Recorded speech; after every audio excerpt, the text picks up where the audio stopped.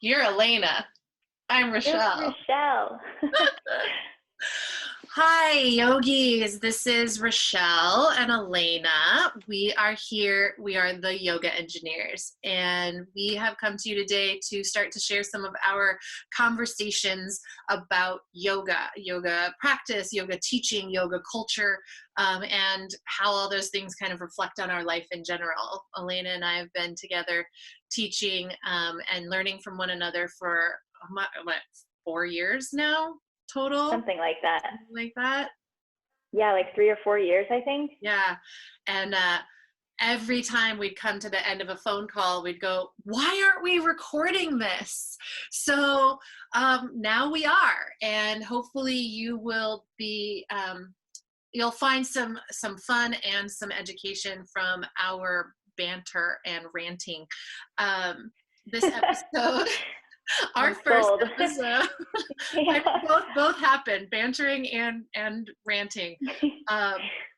You will find as you listen to us and watch us that we are individually characters and together we amplify each other. And so this episode is thoughtfully called The Method Behind the Madness.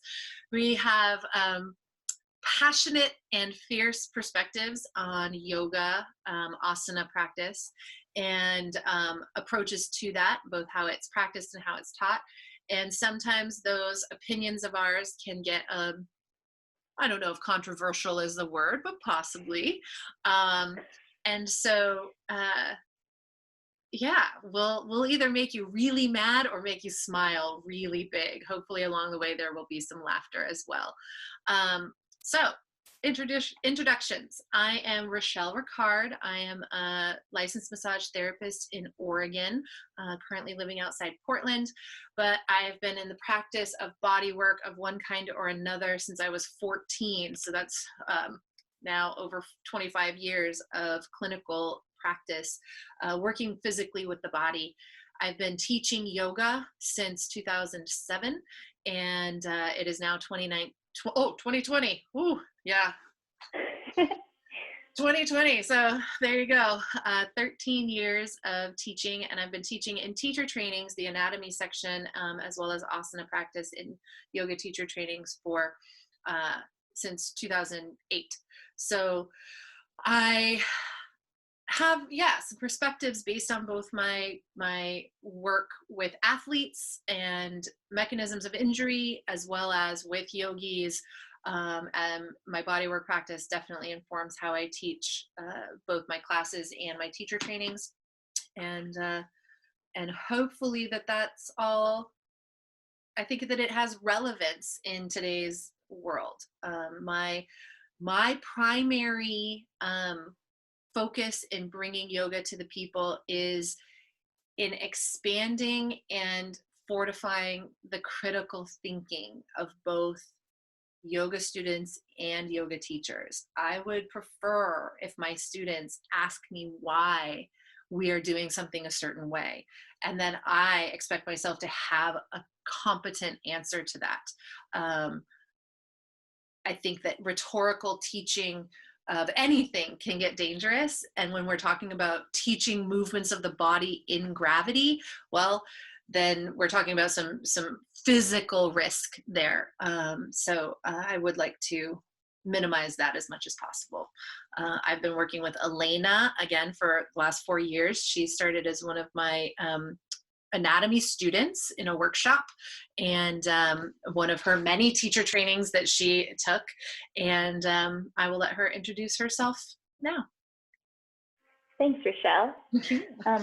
Hi, everyone. My name is Elena Chung. So I've been teaching yoga for a little over 5 years now.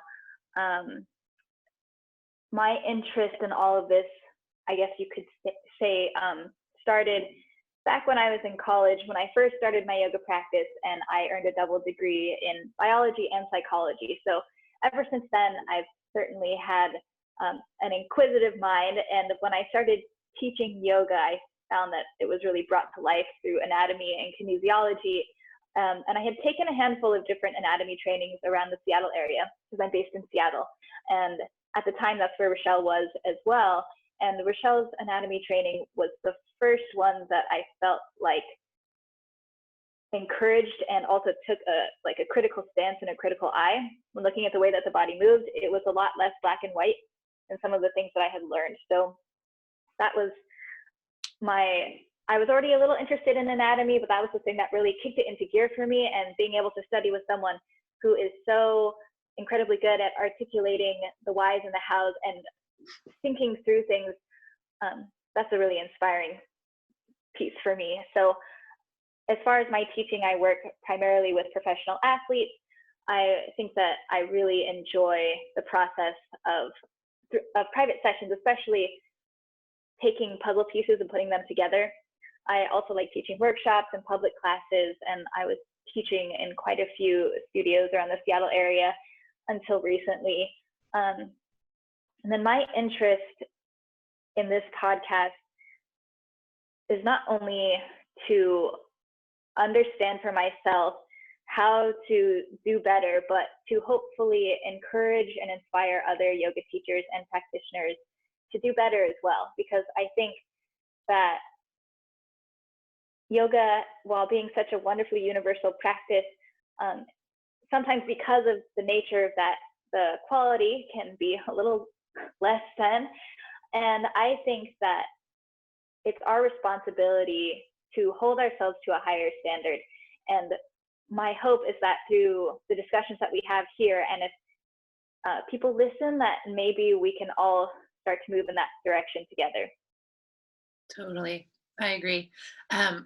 You actually put a post out not too long ago on Facebook or Instagram or both that really, since we're in pandemic quarantine right now, it's April 2020 and we've been at this for a while, there was some discussion in the yoga forums about free yoga versus paid yoga and how that values or devalues us. And we can talk about that for a whole episode at some point. But the point that you made about quality being an issue, I think that's really important for us to question as both practitioners and teachers, and part of our job that we're taking on, right, in bringing this discussion forward is saying, yeah, we care. And that while yoga itself doesn't have very particular parameters, because there's so many traditions and there's so many lineages and there's so many variations that are all valid,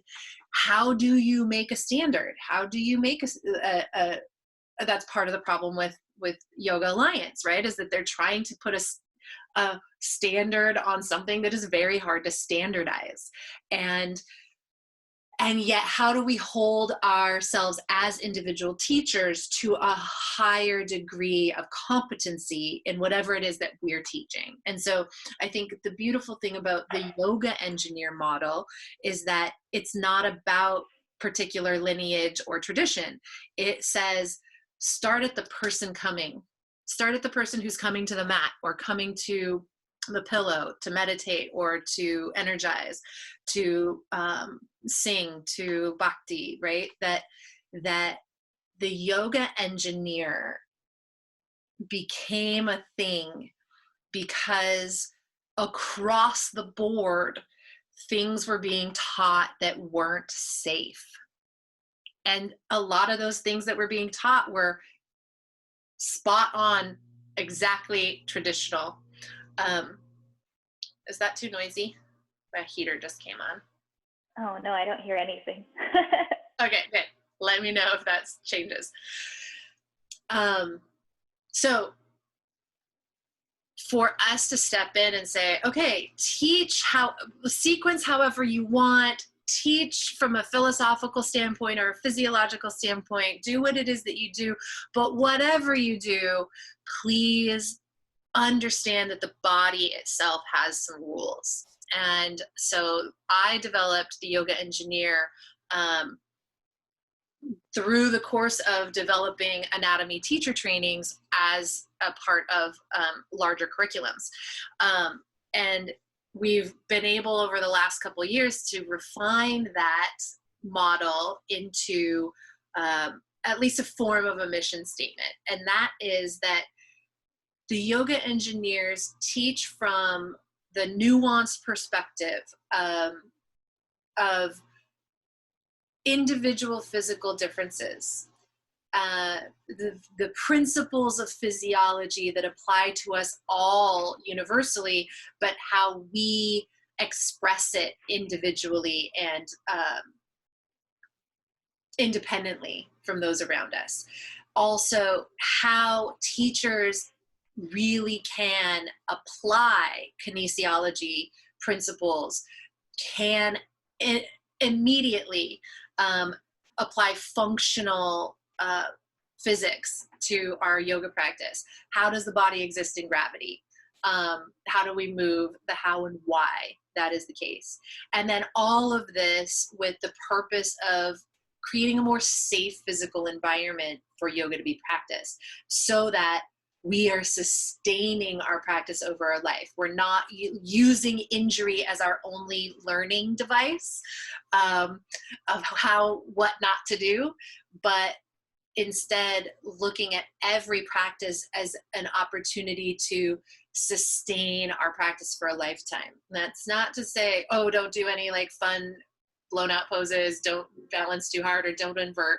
We don't follow that. We just say that whatever you do it with intelligence, deliberation, integrity, and we have developed a whole list of principles of physiology on which you can base your teaching in any lineage. So all of that is to say, we're fostering an environment of critical thinking, right? From both that student point of view, so that when a teacher says something that doesn't resonate with you, you can be like, hey, so I'm just curious, could you explain to me the how and the why this is happening?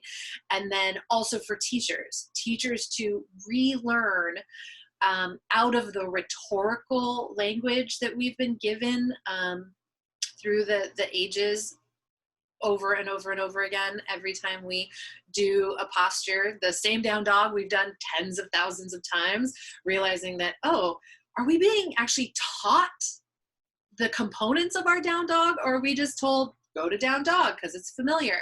And what richness there is in actually isolating things in order to reintegrate them to a whole posture. So yeah, students and teachers can both come at this. So for today, in our first discussion, we will start at the top of our list, and I'll let Elena describe our first principle of physiology. Go ahead. Thank you. Very beautifully said.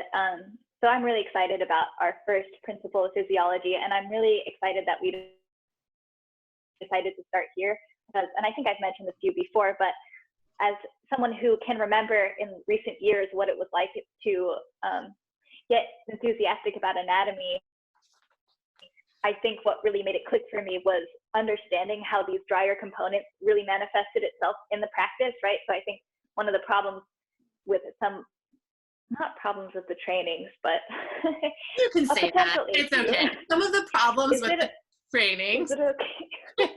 So it's like you get a bunch of just like, these are the muscles of your rotator cuff, or like, this is what your psoas does. But then can I swear in this podcast? Oh, well, yeah.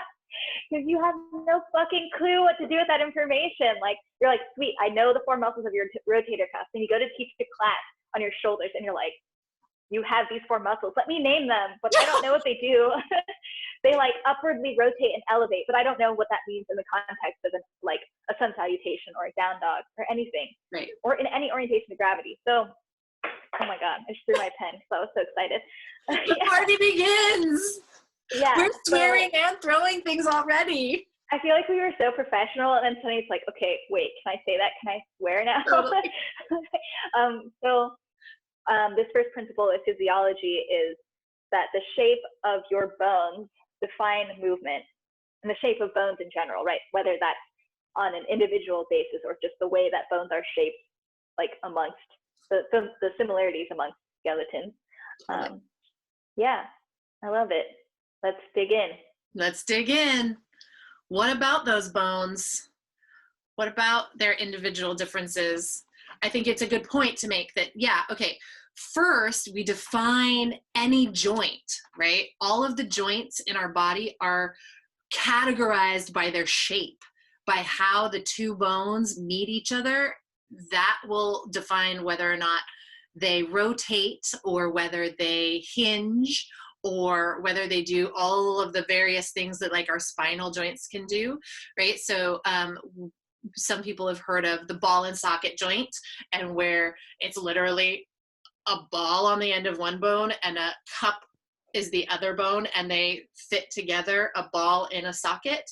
And then there are bones that meet and hinge and only bend really one direction, is what they're built to do, based on that bony shape of two flat surfaces, and then how the ligaments hold them together. So there's this universal idea of how bones define our movement, but then we can take it that step further and understand that each individual body, our bones are shaped differently. What is one bone that stands out to you as having individual differences that matter in our practice? Well, okay, so my most immediate answer is because I just made an Instagram post about it. But the shape of the femur, so the shape of your thigh bone. Yeah, I'm gonna go grab a femur. One sec. Ooh. Oh, never mind. Classic Richelle. Let me grab my femur. I take it back. Fred's in his suitcase at the moment. We'll bring his femur out another time. Okay, but before we go further, I want to like say this clearly out loud. Like, why does it matter for us to learn about the shape of the bones and how they define movement? Yeah. Like in a general sense, why is this important for a practitioner or a teacher to know? Yeah, so because bones are hard. Bones, no way. If you hadn't noticed, they don't like to bend very well. They will sustain force until they break, which is not what we're going for in our yoga practice. So what we have to remember is that at any joint, that range of motion that is available based upon the shape of the bones, we don't want to mess with too much. Like there's certain joints that we can stretch and gain range of motion in because the bones are meant to slide over one another in with great range. And then there are some that are built to like really stay stable, our SI joint, for example, right? And so increasing range of motion of the SI joint is actually going to be detrimental over time, because the tissues of the joint will break down and we will eventually experience pain. And the 3Ds, as I like to call them, are degeneration, dysfunction, and disease, right? Where ultimately the joint just starts to break down completely. And so if we as an individual have bones that keep us from moving in certain ways, we have to honor that. It's not that our muscles are too short or too tight and that stretching and stretching and stretching is going to like increase our range of motion.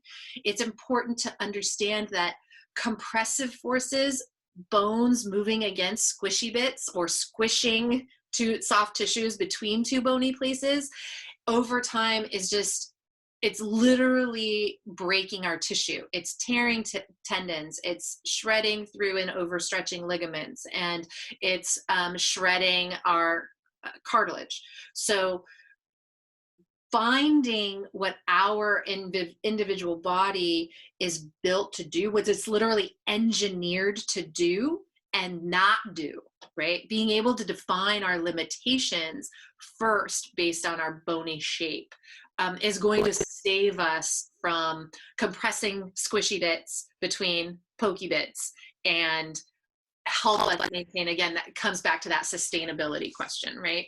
How do we maintain our strength and our stability over a lifetime so that we can continue to do yoga and not spend 2/3 of the time in injury rehab? Totally. So like parts of what I'm hearing here is that as a practitioner, like a key component of being able to know that for yourself is by learning how to discern sensation, like you mentioned, compression versus tension. And that's something we can talk about later. But then I really see the quality or the worthwhileness in that as a teacher, because I think that even if you don't speak to that really specifically in class, I think that, at least for me, it really widens my scope as far as how I'm able to see what's happening in people's bodies, right? And you stop looking for, oh, do they meet this specific aesthetic? And you think of it more in terms of like, everyone is an individual body. And I think I hear this so much in like every yoga class that I take, like, yoga's unique, like, do what feels right for your body. It's an individual practice. And yet all the time there are all these cues that are touted about that are super one size fits all. So that's totally true. I had a thought as you were speaking about, how as teachers, how often have you had a student be like, well, I just can't get my leg down all the way. Like they're in a bound angle or a half lotus. And they're like, I just want my leg to go down. Like, why does this leg go and that one doesn't? I just want it there. And my first question is why? Why do you want your thighs to open all the way to the ground? Why is that optimal?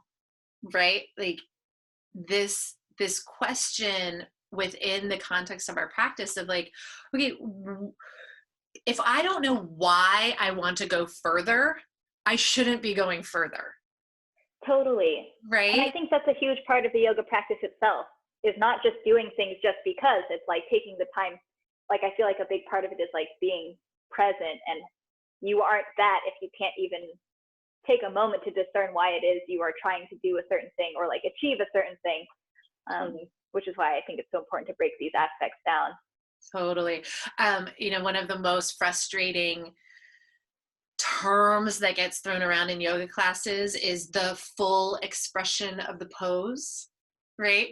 Where it creates like, an image. Someday you'll get here. If you're a good enough yogi, if you have enough discipline, if you practice often enough, if you try hard enough, if you push your edges, all of these like connote this idea that there is a very specific place to get to, and that is when you're a yogi, and you aren't until you're there. And I hate that idea that, I mean, luckily for me, I'm a process oriented person. Like goals don't do much for me, except for deadlines, because a good deadline is one thing, but I'm not goal oriented. It doesn't motivate me. I personally get off on the journey, on the process. And yet I'm surrounded by goal oriented people. And so as a yoga teacher, we have to remember that creating a mindset about how and why to practice is just as important as teaching competent asana, right? That the ego is in here, and we have to, in one way or another, not go to war with the ego, but nuance the ego. Yes, we want it to be there enough to motivate us, but we don't want it to be the driving force behind why we're doing a certain posture or a certain sequence. We need to step back from the pure sensation and ask ourselves, like, vacillate between the feeling body, the thinking body, the beyond body. We have to be able to move seamlessly throughout all of those in every given practice multiple times. Every posture, we have to have that internal conversation of like, what am I feeling? Have I gone too far? If I back off, will I actually be more stable? If I'm feeling something uncomfortable, is that the discomfort of growth, or is that the pain of injury? Have I gone too far somewhere, or is something just off today? Like being able to make those distinctions, it comes down to practice. It comes down to a practiced internal conversation. And so we have to cultivate that as teachers for our students. We can't make any assumptions about that just happening. Otherwise, for a lot of people, it's going to happen super, super, super slowly. I think that is one of the defining characteristics of being a teacher versus a leader, right? Am I in there just leading a sequence that's interesting and keeps you like not bored? Or am I offering you some bits to chew on as we go to make you think, feel, know, right? Know something over time through those repetitive meanderings of the feeling and the thinking and the feeling and the thinking. All the while, of course, in our world, being safe in the body. So, but that being safe is a big question mark for a lot of us. How do we repeat things enough to we're familiar and become, without x-rays showing us what the bony limitations actually are, how do we learn to commune with sensation in such a way that guides us through safe waters, avoiding the injury that is possible for any one of us at any given time. So.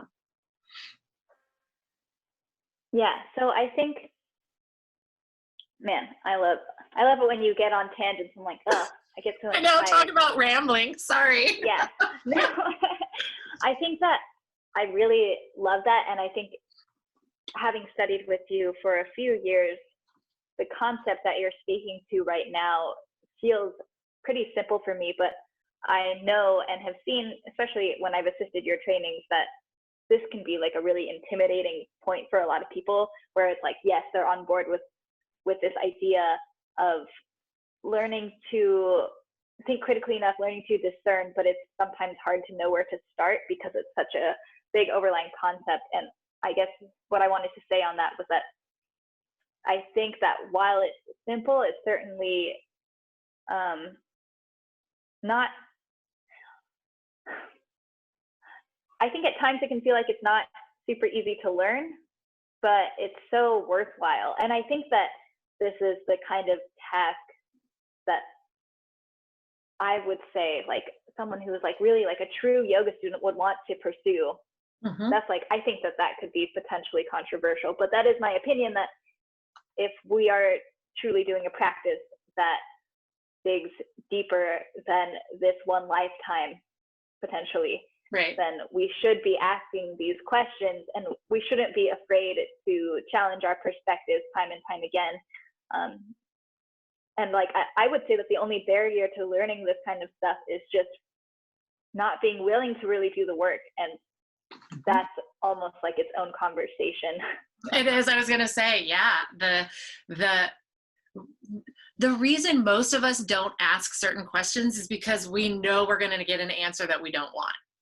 Somewhere internally, we know that the answer is complex, it's complicated, it's going to take even more work, it's going to be really uncomfortable. And so we just rather like do what we do than ask those questions that are likely to pull us into deeper waters and make us work harder. When that's true about yoga and life. So, the practice reflects the world, period. I think that, as you said earlier, starting with something that can be applied immediately is important. And understanding that your bones are different than someone else's bones, and that alone could be what's making your hips feel tighter, feel less mobile, is literally likely just the shape of your femur bone and how it attaches to the pelvis. So, you spoke about the femur bone. And since I don't have Fred's femur here, the femur isn't straight, right? It has a long shaft and then it bends, and the neck brings you to the ball.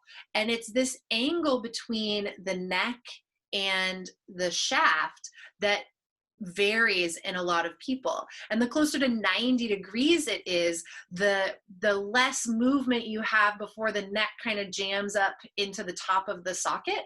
And yet if you have a femur that's almost straight, you have a lot more room before you hit that. And so so the range of motion in the hips is definitely like defined at first by that angle. People with deeper sockets, people with sockets that face different directions compared to the shaft of their femur, right? There's a lot of nuance to how this particular joint can vary itself. And when you're talking about the center point of a rotational object, a very small difference here makes for a big difference out here, right? Right. So we're talking about the ultimate range of the lower extremity coming down to some like literally millimeters of tissue, one direction or the other, at the coxal joint or the hip joint. And then all the other variations all the way down. But that one right there, it alters so much of your practice, whether or not in Baddha Konasana, your thighs will open with ease or your knees will stay up here, right? Whether or not in Warrior Two family postures, the triangles, Warrior Two, all of those open pelvis postures, whether or not you can actually get your pelvis all the way open and parallel to the edge of your mat. Most bodies, frankly, cannot do that. There's a whole slew of bodies that can, but it actually is a minority when it comes to the anatomical imperatives of that joint. And so if we intellectually think of our Warrior Two as having to get to that completely open pelvis, to that place where my femur points one direction and my pelvis points 90 degrees the opposite direction, then I am much more likely to force myself into positions that either injure my hip joint itself or create compensations into the knee and ankle that create injuries there eventually. So just understanding that the difference is there can in and of itself keep us from pushing limits that ought not to be pushed. That in our body, embracing certain limitations is not only the safe thing to do, but it will align our body's soft tissue in such a way that we'll actually be able to stabilize better and maintain a stronger flow than if we're trying to crank our joints past their natural bony limits. Cool. Another so yeah, so what you're talking about to me brings up the question, and I'm trying to think too, of what are some blanket cues that tend to be propagated through the yoga world in relationship to the hips. And you've already mentioned one, which is the thought of opening your hips in the Warrior Two family. And then the natural reverse of that is squaring your hips for something like Warrior One. Yep. I don't know. Can you think of other blanket cues that you would perhaps like to unravel? Oh gosh, I mean, this is a rabbit hole we could go down for hours and hours, right? So we'll probably come back to this over and over again in different episodes. But yeah, so just the hips for now. yeah, exactly. But even just the hips, right? That can go on for a long time. I would say that because the hip, it's not the anatomical origin of the lower extremity, the SI joint is, but because it's the most mobile origin of the lower extremity, it is the beginning and the end of misalignments at both the knee and the ankle and the foot too, right? So I would say that one of my pet peeve cues is feet together. And bless your hearts, Ashtangis, the big toe touching with space between the heels, so that the outer edges of your feet are parallel, which I don't know if you can see, but in my feet would be, okay, I'm going to do a balance pose on my chair here. You best in my feet up. Okay, if my toes touch, right, and my heels are apart, I'm actually internally rotated a lot, right, at the hip. Understanding that for the hip joint to be actually neutral. You don't want this, you can feel the greater trochanter, that big bony knob, like in the femur, it'd be this section right here.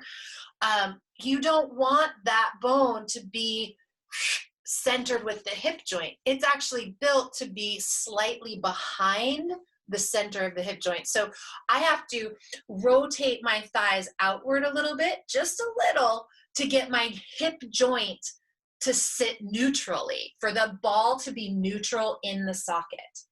And that means that traveling down my legs, my toes may not point straight ahead for my hips to be neutral. They may turn out slightly. And understanding that that is actually neutral for most people, having that turnout and your heels at hips width, not at the midline. So that was really two things in one: the hips width, taking my heels to hips width, and allowing that turnout. Because both of those things happen as soon as you bring your feet together at the midline. You change the angle of how the ball fits into the socket this way rotationally, but also you bring the femur toward the midline. Now you see how the ball doesn't fit nearly as nicely on the head of the femur as it would there. Got it. Yeah. So if I'm listening to this for the first time and I think, oh shit, I gotta fix my feet and my legs, but I don't know how to do it. I don't know what a greater trochanter is. Totally. I'm curious to know, because I've been taught like the really specific way through you, how to find the right alignment. I'm curious to know if you have something that is a little bit simpler for our folks at home. Totally. Yeah, that's awesome. So your two fists, if you make two fists and you let your thumbs rest on the pubic bone in front, you're actually going to, that is the width of your actual hip joints. Your hip joints aren't out here. Your hip joints are in here, okay, closer to the pubic bone than you think they are. So your two fists equal the distance between your two femur heads in their joints. So if you drop that down to the space between your ankles, that puts your ankles at hips width automatically, period. So second, when it comes to this turnout, because not all of us really can feel the bones in our thighs as well, start with your kneecaps. And look first at what direction your kneecaps are pointing when your toes, when your outer edges of your feet are parallel, with the inner arches parallel. And notice that for most of us, our kneecaps actually point in slightly. So start by pivoting on the heels until your kneecaps point straight ahead or even out by, say, 5-10 degrees. You're much more likely to be closer to hip neutral when your knees point ahead or slightly out than when they are pointing in toward the midline. And then your feet will be more neutral, okay? Don't worry about the look of your feet pointing out or in. Let your thigh bone, your kneecap kind of guide you, and then let the feet land where they're going to turn out wise. Is that a little clearer? Yeah, I think that's a great way to apply that knowledge. So just to be clear, you would want people's feet to be hips width distance in the context of sun salutations, chair pose. Is there anything else where you feel like that's a really important point where maybe it's lost? Personally, I think it's whenever you're on both feet. So like whether from here, it might be hard to tell in these pants, but my knees are definitely pointing inward right now. If I take my feet to hips width first here, and then I find the center of my kneecap and I let it point forward or slightly out 10 degrees. Now I'm at actually my neutral. So my Tadasana, my chair, all of my warrior poses, they keep moving. My forward folds, everything moves from this particular blueprint. When I take a foot back, I keep it on that same line so that I'm hip width apart, so that my pelvis relationship to my femur remains mostly neutral. And then from that point, I can make my subtle adjustments. So yeah, my heel might move a little bit, but then I come back to that. It starts to feel and sound pretty rigid at first, but it ends up being much more fluid and stable. So all of the standing poses, essentially, that are on 2 feet, I take that in even to when I take my back knee down for low lunges. I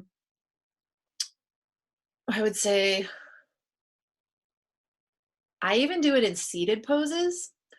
I keep my feet hips width apart.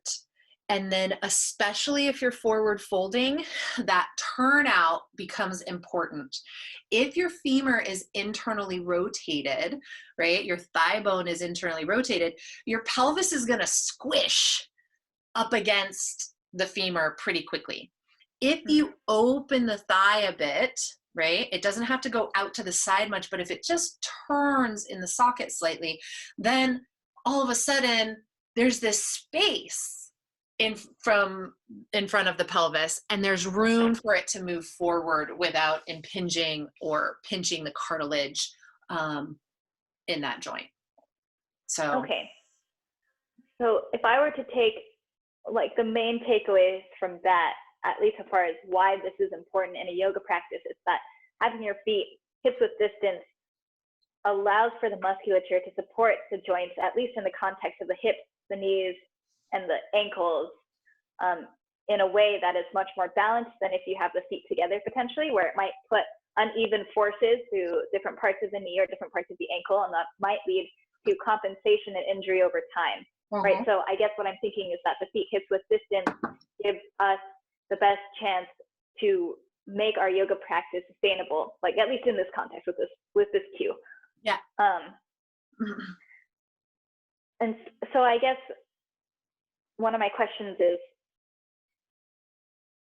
what exactly are we potentially putting at risk if we don't pay attention to this thought of having the feet hips width distance? Sure. So at the hip itself in forward folds, you are much more likely to impinge the front of the labrum, that little cartilage ring that extends past the edge of the socket to kind of almost hang on to the head of the femur.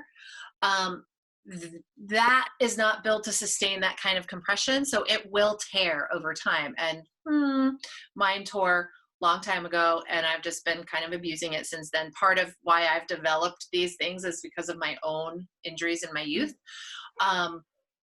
But in addition, the angle, again, that if the femurs come in too hard, right, so does the knee. And then the compensating opening of the inner knee and compression of the outer knee leads to stretching of ligaments and compression / tearing of meniscus, the cartilage ring that helps stabilize the knee. So there's one other aspect to that, if we take it to the turnout as well, right? That then the femur and the tibia, the leg bone, the lower leg bone that it sits on, they may not be aligned in rotation quite right. And again, we're just adding stress to the meniscus and potentially to the ligaments of the knee. The ankles are much more likely to collapse and the arches fall down and inward. It's really hard to activate the intrinsic muscles of the foot. It's really hard to activate even the calf muscles that help support the arches. If our feet are turned in, they end up doing this kind of like weird bony curl business. You see it in your hands sometimes. If you put your hands down on the ground and you're in table pose and you put all your weight through your wrists and your knuckles kind of pop up like that, right? Your feet do a very similar thing.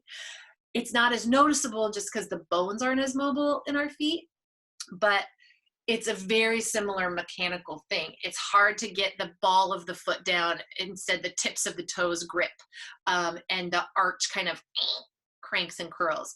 So by finding that hips width and then allowing your natural turnout, all of a sudden, all that bony energy ding, ding, ding, ding, ding, ding, ding, ding, ding, ding, ding, falls into place.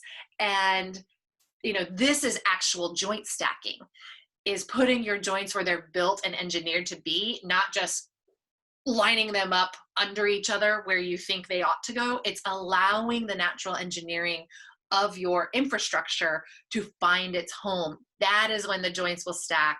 That is when the muscles will uplift, and your foot container energetically, pada bandha, can create a connection to mula bandha, your root container, and then you get a lift and a levity and a lightness to standing. Or not standing. Cool. Seated postures can definitely be activated by it too. But that cartilage in the hip, cartilage and ligaments in the knee, ligaments in the ankle, and intrinsic musculature in the ankle. Those are all at risk. Sweet. Yeah.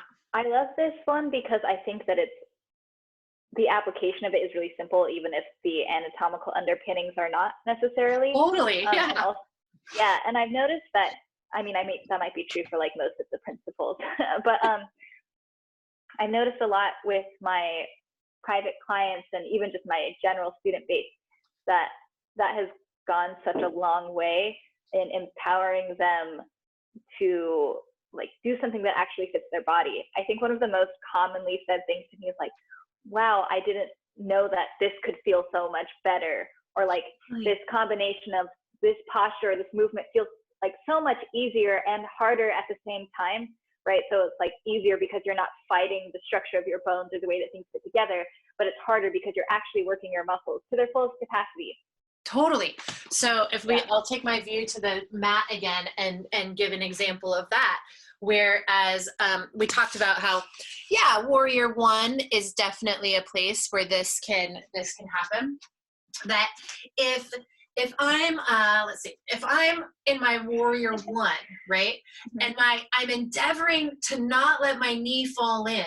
Well, if my feet are like on that even traditional heel to heel alignment, right, and I'm also trying to get my pelvis square, like there's a lot of fight. There's a lot of torque trying to keep my back heel down and square my pelvis and like use my inner thighs. If, however, I allow my thigh bones to be on their neutral and my natural turnout to happen, all of a sudden, my knee does not want to go like this at all. Now it's like, it almost sits my hip back naturally without me even trying. It just took a ton of effort out of this pose while also making it feel stronger and more stable. Does that make sense? Totally. Yeah. And then if I wanted to turn this into Warrior Two, I might take that back heel 1 inch, and then I go to open my pelvis. And again, I don't have that tendency to drop that knee in because I'm still at hips width with my thighs, right? I'm allowing my pelvis to stop when I meet resistance. I don't want to compress in the back, and I don't want to overstretch in the front. And so then I let my spine do the rest of that movement while keeping my knee directly over my ankle. My toes go where they need to go, and my hip sits neutral that whole time. So I can go back and forth between these big, deep postures without having to fight that internal pull. We end up with that meeting point between sthira, right, effort, and sukha, ease, We Mm. find the ease by finding the neutrality of the joint. And then the sthira comes in to help consolidate, elevate, and make us feel active and light, holding our bones together. But they don't have to hold so hard because the bones are already still neutralized. Yeah, that's awesome. Right. So it's like hard work that can feel more empowering than heavy. Yep, exactly. Yeah, and really, as in, I think this is true in most things, a yoga oriented anyway, that at first, it's not necessarily a strength question. It's rarely that you're just not strong enough to do the posture. It has more to do with your brain's ability to recruit the right muscles to fire at the right time and in the right amount.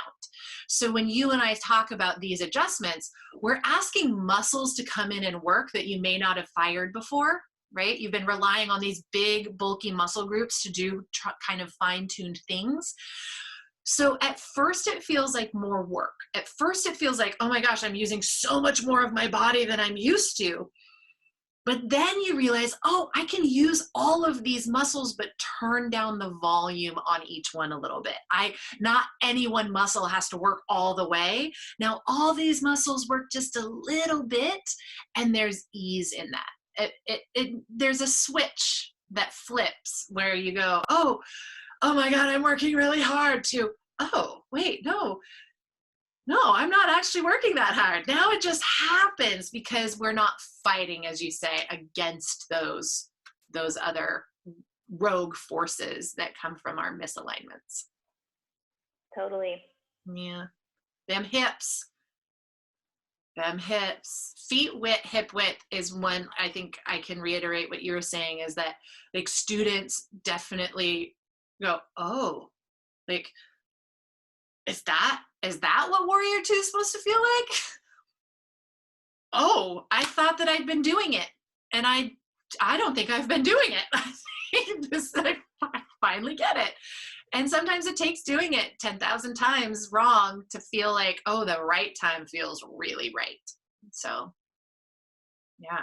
Definitely.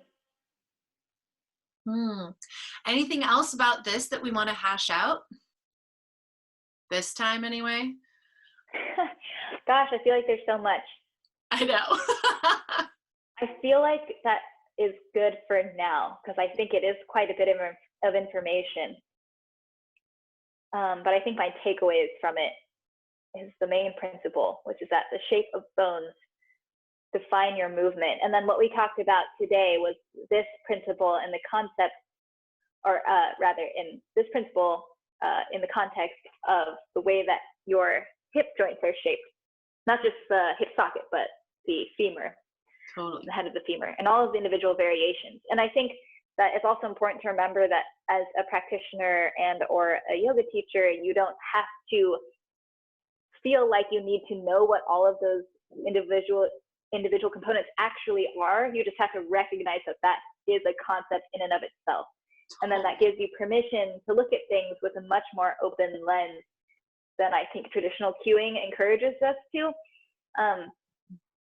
And then maybe one of the first ways we can take that and apply it in practice is to find feet hips width and potentially a slight turnout of the feet, which people can find by looking at taking their two fists and bringing that between their inner ankle bones. That's the feet hip width. And then the turnout is, you'll have to remind me of the simple way to find that one. Yeah, the simple way is to those knees, like eyeball your kneecaps, like use your eyes, look at your own body, or stand in front of a mirror.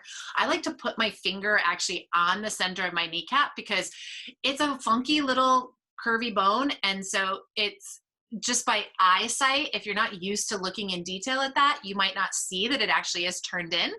And so feeling it, putting your fingers on it, and then go like, oh, no, the front of it actually needs to, like, it has to go out to point forward, right? So, totally. Like, otherwise it's like, put your fingers on it. You'll feel that it's an oddly shaped bone. It's not just flat in the front. It actually has like two facets, a wide facet and then a narrower facet on the outer edge. And so if you're just looking down your knee, when it's internally rotated, it might look like it's face forward, but those inner facets are actually pointing across one another. So you want those inner facets to point forward or even out by 5 to 10 degrees, just a little bit, and then and a pivot on your heels. Let your foot come along for the ride, and then wherever that lands, that knee points straight or wide, then put your big toe knuckle down and see what happens. I have a feeling that people will feel way more stable without having to clench their glutes. I mean, there's a whole nother episode about like what this does in the muscular body in detail, right? But even just at the bony level, it will feel much more stable and secure when I mean, this is basically, your skeleton is your scaffolding, right? It's the ironworks underneath the concrete. It's the thing that gives us our initial shape and support. So if our I-beams are all at wonky angles to one another, then our muscles are going to have to work 3 times as hard to compensate for that. So finding our natural bony alignment is going to mean that A, we don't have to put as much muscular effort into it, and B, the effort that we do put in will become so much more efficient because we're using all the muscles, small ones, medium ones, big ones, up the whole chain, and none of them have to work on their own. Yeah, awesome. And we don't have to go into this part right now, but I think something that is important to remember is that even though we're talking about this right now, really specifically in the context of the lower body and the lower extremity, it still has implications for the rest of your body, right? Like the lower back and the way up, and the upper back, and the way that you can feel like lighter through the upper body, assuming you're standing on your feet, right? So I think it's so important to remember that all of these things ultimately have an impact on one another, even if in this moment we're taking it and really disseminating it into like a tiny piece. Like these things all end up coming together in a way that's really beneficial, I think. It's true. And for those people watching and listening and getting this information for the first time, I'm the first one to say that, yeah, this is a shit ton of information, and all of it is going to feel a little bit like, right? But as you come back and as you listen to our next conversations, we are going to run through these principles over and over and over again. They really do accrue and build on one another. And once the whole picture starts to like take shape, all of a sudden these things are going to like start clicking and clicking and clicking. And so we'll give you applicable pieces that on their own you can literally apply right now, like the feet, hips, width, but that over time, the more principles we cover, the more parts of the body, the more even this hip width thing is going to make sense and become solidified. So like, don't worry. I know it sounds like a lot. And Elena's the first one to say repetition breeds the knowledge, right? She puts that in her posts a lot, that doing it over and over, reading it, you know, it's kind of like, practical flashcards. Just watch, just practice, just watch, just practice, and keep coming back. And we'll do our best to entertain you while giving you some like really practical information along the way. You know, it's good to note right now that Elena on her Instagram, which is called Elena Shapeshift. Exactly. She's been doing little mini workshops, snippets on her IGTV, and we're hoping that maybe we can get some of those up onto the YouTube channel as well, and then posted through the Yoga Engineer site if she's down with that. I am teaching classes online that we are slowly editing and putting up as well, and so you can find those at yogaengineer.com. under the resources, yoga videos. That's where this will go as well, our video podcasting stuff. And eventually, if we figure out all this technical stuff, we will create an audio podcast of these sessions that will go onto iTunes and all of the podcasting sources. So bear with us as our learning curves continue, but hopefully this will become an invaluable part of your practice of both asana on your own mat and teaching others. Do you have anything else to add before we go? Where can people find you, Elena, besides your Elena Shapeshifts on Instagram? I have a website, that's elenashapeshifts.com. There we go. Good. Also, that's linked on my Instagram, so it's all the same. I'm also, at the moment, teaching virtual online classes through Yoga Bliss. I'm usually there on the weekends, and it's called a virtual hatha, I believe. Mm-hmm. But those are the platforms on which I am appearing most. I think that you covered all the technical stuff. There was one thing that you mentioned that I just wanted to really hit home, where you were talking about the importance of repetition and the way that I love to think about it. And I think that it's I think that this really puts it in perspective is anytime someone is, I think of when people learn a new sport, and the way that people become extremely good at their sport is by learning all the foundations and hammering home the foundations time after time after time. And I think of that way of looking at it in this context as well. You wouldn't expect to become master might be a strong word, but you wouldn't expect to become the expert of your body by learning one thing once and then wishing it was simpler, or trying to do the most fancy pose right away. I don't know. I think it's super important to remember that it's through these foundational building blocks that we're able to actually build something that's wonderful. So totally. I agree with you. Yeah. Drilling.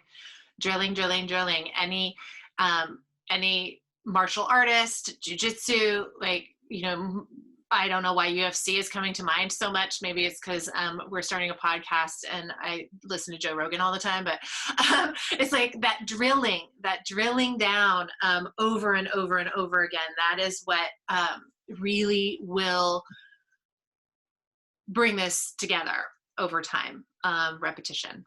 And yeah, and I think those people are willing to put in that work. So we should also, as yoga teachers, because regardless of what lies beyond the physical, this is without a doubt a physical practice by the fact that you are doing physical things. So you can't ignore the importance of that. Exactly. In my personal opinion. Which is the one that matters right here.